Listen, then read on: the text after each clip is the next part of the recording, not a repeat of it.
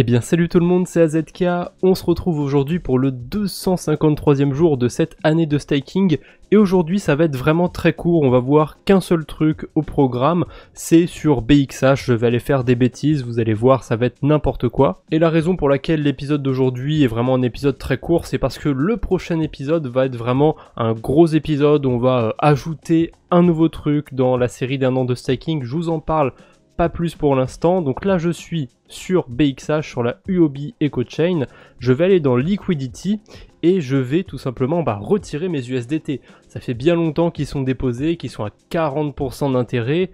Bon, il serait peut-être temps de se dérisquer un petit peu, ou alors de prendre un peu plus de risques. Mine de rien, là j'ai 29 $ d'intérêt qui m'attendent. Le truc qui est dingue quand même sur la UOB EcoChain, c'est qu'on est récompensé directement en USDT. Donc là je vais retirer tous mes stablecoins. J'en ai quasiment 700 $ maintenant, un chouïa moins, c'est pas très grave. On n'oublie pas, sur BXH il faut retirer 2 fois ces USDT, donc je fais une deuxième transaction pour vraiment les récupérer bien dans mon portefeuille. Du coup, ce que je vais faire maintenant avec mes USDT, c'est que je vais en convertir la moitié dans le token BXH. On va prendre beaucoup de risques aujourd'hui et je vais les mettre dans la pool de liquidité BXH USDT. Parce que vous voyez ici, le rendement est de 87 putains de %. On est payé encore une fois en USDT. C'est vachement tentant. Ce qui me sidère sur le BXH, c'est le fait que son prix quasiment ne fait que monter. Vous voyez, ça c'est sur la UOB EcoChain. Et ici, on est à peu près au mois de juillet, quand j'ai commencé ou plutôt au mois de juin, bref, je sais plus trop, c'est dans ces eaux-là que j'ai commencé à m'intéresser, enfin me réintéresser à BXH, et vous voyez que ça fait que augmenter, et souvent, ça fait un petit peu ce pattern où on va faire une petite anse, une petite courbe comme ça, et hop, ça monte tout de suite après, de quelques dizaines de %. Pareil ici, vous voyez, on a fait la petite anse, bon, ça avait monté et c'est redescendu dans le tas, mais ensuite, c'est monté, et si on reprend plus tôt, ça marchait aussi, hein.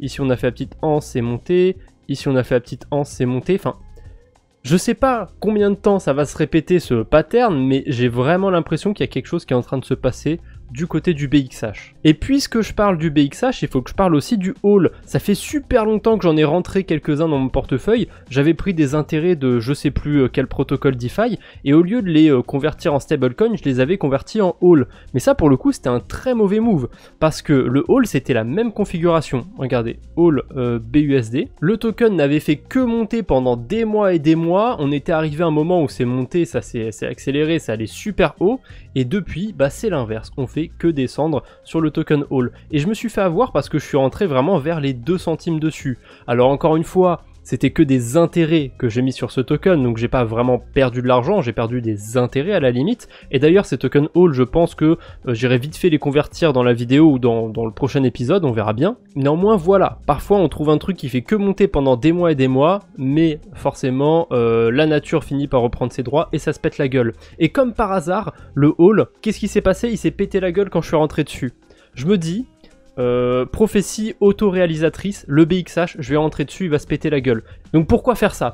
C'est débile, mais oui, mais un petit peu de spectacle, c'est un peu le but. Parce que là, sur la série, c'était un petit peu chiant ces derniers épisodes, je trouve que j'ai vraiment besoin de faire 2-3 bêtises de temps en temps, sinon c'est un petit peu trop plat. Donc là, allez, on va pas perdre de temps, on va approuver l'USDT, tac. Je vais pas faire comme d'habitude, je fais une transaction, je la note dans mon tableur, là je vais faire toutes les transactions, je vais tout laisser de côté, et je vais tout mettre dans le tableur à la fin. Comme ça, si le tableur c'est un truc que vous aimez pas du tout, vous n'êtes pas obligé de rester jusqu'à la fin de la vidéo. Bref, maintenant, pool de liquidité, ajouter de la liquidité, BXH, USDT, et là on est parti. Ah j'ai quand même trop d'USDT, ça c'est marrant, je m'attendais pas à ce que ce soit comme ça. C'est pas très grave, il va me rester 25 centimes à tout péter dans mon portefeuille. On va faire avec. Bon, là, j'ai approuvé les BXH, je viens de faire la deuxième transaction, donc je viens de déposer mes cryptos dans la pool de liquidité. Ça vient de s'actualiser, c'est parfait, vous voyez, j'ai plus rien dans mon portefeuille, il me reste 38 centimes de dollars, enfin d'USDT, nickel. Je vais dans l'onglet Liquidity, dans le sous-onglet Main. Vous voyez, la TVA elle est quand même vachement faible, hein. Il n'y a que 170 000 $ de déposés, mais il y a 87% d'intérêt. Putain, c'est incroyable. Eh oui, et là, tiens, c'est marrant, comme c'est des LP tokens, il n'y a pas besoin de les déposer 2 fois. Quand c'est une crypto seule, comme les USDT que j'avais en début de vidéo, faut le déposer 2 fois. Mais quand c'est un token de pool de liquidité, c'est qu'une seule fois. Bon On va pas se plaindre, hein, c'est plus simple pour moi. Je viens de me rendre compte que j'ai oublié d'ouvrir la transaction quand j'ai ajouté mes cryptos à la pool de liquidité. C'est pas très grave. Quand vous allez sur votre wallet, vous avez un onglet activité ou historique, peu importe comment ça s'appelle, et vous pouvez retrouver vos transactions. Alors moi aussi, je vous parle souvent de Rabby, le wallet Rabby. J'aime bien le wallet Rabby, mais sur la série d'1 an de staking, j'utilise MetaMask parce que c'est ce que la plupart des gens vont utiliser, et je préfère utiliser un outil qui va être utilisé par les gens qui me regardent pour qu'ils comprennent bien ce que je fais et qu'ils puissent faire la même chose chez eux. Mais c'est clair que je vous invite vraiment à aller voir ma vidéo sur le wallet Rabby parce que c'est 10 fois mieux que MetaMask. Bref, j'arrête de faire mon auto-promotion, on va déposer les tokens de pool de liquidité. Et là, j'oublie pas, cette fois-ci, je clique sur le petit View on Echo, comme ça j'ai la transaction. Là, ça y est, tout est fait pour aujourd'hui. Mes intérêts vont commencer à se faire, on va aller voir ça un petit peu après. Là, ce qui va être au programme, ça va être de remplir le tableur. Donc déjà, la première chose à faire, c'est de virer la partie de mes USDT qui était déposée, hein, ça on en a plus besoin. D'ailleurs, je me rends compte que j'ai fait une petite bêtise. Ça, c'est pas très grave d'avoir retiré ça.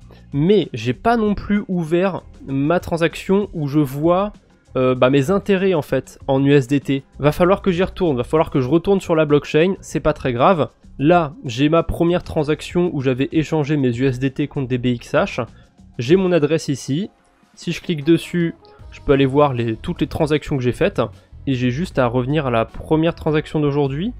On est le 12 septembre. Tac. Là, c'est la première transaction, c'est quand j'ai retiré mes USDT. Et voilà, en retirant mes USDT, j'ai eu mes intérêts, donc 29,234 USDT. Donc je vais sur le tableur, on va mettre 0, 29,234. Voilà, ça donne ça sur le tableur. Va falloir aussi que j'aille lancer le suivi de crypto. Ça y est, ça fait presque un mois sans épisode, j'ai oublié toutes les bases. J'avais même pas ouvert l'application pour faire le suivi de crypto, mais quel noob. Donc je suis sur FTX, pas l'échangeur centralisé, hein, leur application, leur autre application on va dire, pour faire son suivi de crypto. Donc là, j'ai l'USDT, ajouter une transaction, donc un transfert depuis une source externe vers mon portefeuille, et si je me trompe pas, c'est 29,234 USDT. Non, j'ai vérifié, je me suis pas trompé, enregistré, et là mon portefeuille ça ressemble à peu près à ça. Alors ensuite, la deuxième chose que j'ai faite, c'est d'échanger mes USDT contre des BXH, donc j'ai sorti 346,3 USDT.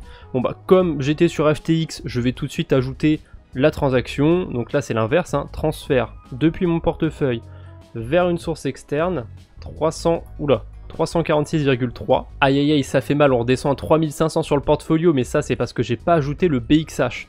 Je suis pas sûr à 100% qu'on l'ait sur FTX, on va voir. Alors non, sans surprise, sur FTX, il n'y a pas le BXH, donc je vais tout simplement pas le suivre. Je saurai que le BXH est dans mon portefeuille et je vais l'ajouter entre guillemets manuellement. Quand vous voyez mes miniatures, il y a toujours la valeur dans mon portefeuille. Je vais ajouter manuellement la valeur des BXH au total. Et ce sera très bien comme ça parce que je peux pas faire mieux. J'ai ajouté du coup la transaction sur le tableur, donc ça c'est mon achat de BXH, hein, vous voyez 5000 et des poussières. À combien je les ai achetés pièces, combien j'ai mis, etc. Et dans l'onglet portefeuille, du coup, j'ai fait le doublon, hein. J'ai rajouté les BXH ici, vous les voyez. D'ailleurs, j'ai aussi mes BTC et mes ETH qui sont ici.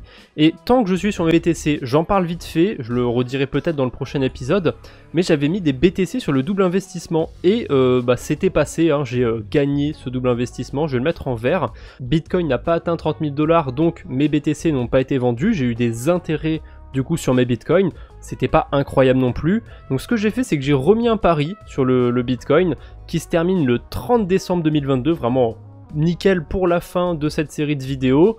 Toujours l'objectif de 30 000 $, on verra bien si on l'atteint ou pas. Si c'est atteint, mes bitcoins vont être vendus à 30 000 $, peu importe à quel prix le BTC se trouve à ce prix là. J'ai pas une quantité incroyable de bitcoin sur ce portefeuille, donc ça va, je vais pas en pleurer s'il est à 50 ou 60 000 d'ici là, mais s'il est en dessous des 30 000 $, j'aurai des intérêts. Et là c'est pas dégueulasse, hein, 10% annualisé, parce que c'est sur 3 mois que je vais faire des intérêts, donc clairement un quart de ces intérêts là, je vais faire entre 2,5 et 3% d'intérêts. sur des bitcoins, c'est pas mal. Sincèrement, si ça passe, je me mets assez bien. Et au passage, tant que j'y suis, j'ai aussi un ordre sur le double investissement sur Ethereum qui termine le 30 septembre 2022. L'objectif, c'est 2300 $. À mon avis, on va pas arriver jusqu'ici. On verra bien comment ça se passe. Et les rendements annualisés, c'était quand même 12,69%. Pas dégueu non plus. Du coup, pour revenir au sujet du jour par rapport à BXH, j'ai ajouté aussi la transaction de la pool de liquidité, donc ça c'est ce que j'ai déposé dans la pool. Et là je vais tout simplement mettre ma dernière transaction, c'est dans l'onglet Vault, c'est quand j'ai staké mes LP tokens pour qu'ils commencent à me faire des intérêts. Voilà, c'est tout bon pour aujourd'hui. Je vois que le temps de remplir le tableur, j'ai déjà gagné 1 centime, c'est incroyable, on va aller loin avec ça. On verra bien ce que ça va donner BXH, c'était sûrement le pari le plus débile que j'ai fait sur le wallet des 1 an de staking. Bref, l'épisode a duré déjà assez longtemps pour ce que c'était, je m'attendais pas à en parler pendant au moins 10 minutes, donc je vous embête pas plus, on se retrouve bientôt j'espère, et je pense que ce sera bientôt. D'ici là, portez-vous bien, salut tout le monde.